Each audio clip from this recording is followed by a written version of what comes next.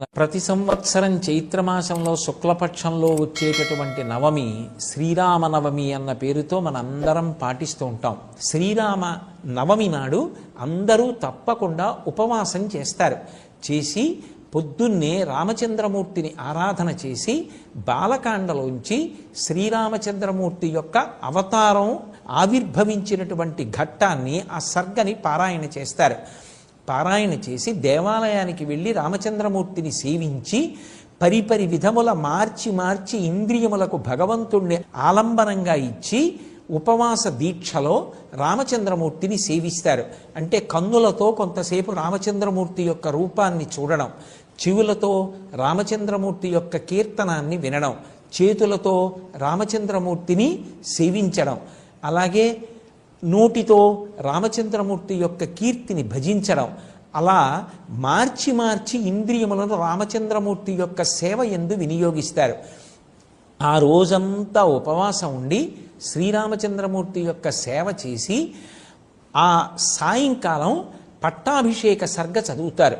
కాస్త సంస్కృత భాషా పరిజ్ఞానం ఉన్నటువంటి పెద్దల్ని ఆహ్వానించి ఆ రోజు సాయంకాలం భక్తులందరూ కూర్చుని యుద్ధకాండలో పట్టాభిషేక సర్గ ఏది ఉందో ఆ సర్గలో మకుటధారణ అంటారు. అంటే ఆయనకి కిరీటం పెట్టినప్పుడు వశిష్ఠాది మహర్షులు వచ్చి ఆ కిరీటాన్ని అక్కడ ఉంచి పూజించి ఆయన తల మీద అలంకరించారు. ఆ ఘట్టాన్ని ఒకసారి చదివి వివరణ చేస్తారు. ఆ మకుటధారణ సర్గ చదువుతారు. అలాగే ఆంధ్రదేశంలో సీతారామ కళ్యాణం ప్రఖ్యాతి వహించింది.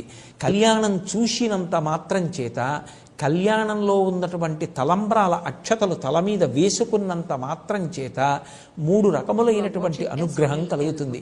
యజ్ఞం చెయ్యాలనేటటువంటి బుద్ధి కలిగి ఆ యజ్ఞం చేసినటువంటి కారణం చేత దేవతల యొక్క అనుగ్రహాన్ని పొంది తానే కాకుండా తాను తన చుట్టుపక్కల ఉన్నవారు సమాజము అంతా కూడా వర్ధిల్లుతుంది.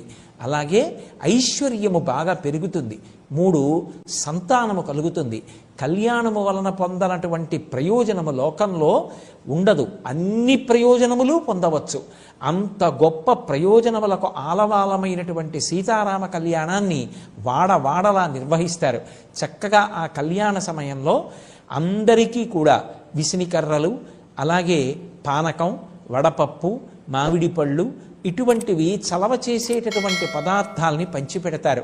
అలాగే మల్లెపూలు విశేషంగా తెచ్చి రామచంద్రమూర్తికి అలంకారం చేస్తారు.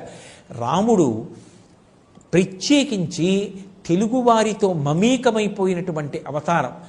అంత గొప్ప అవతారమైనటువంటి శ్రీరామచంద్రమూర్తి యొక్క అవతారం మనకి భద్రాచల క్షేత్రంలో విరాజమానమై ఉన్నది.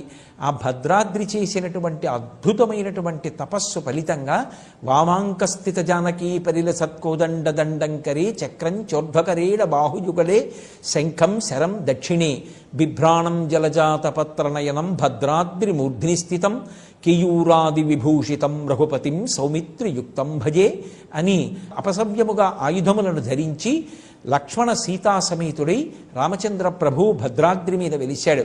అలాగే మన రాష్ట్రంలో ఒంటిమిట్ట, గొల్లల మామిడాడ మొదలైనటువంటి అనేక క్షేత్రాలలో అద్భుతమైనటువంటి రీతిలో రామచంద్రమూర్తి యొక్క ఆరాధన, కళ్యాణము జరుగుతుంటాయి.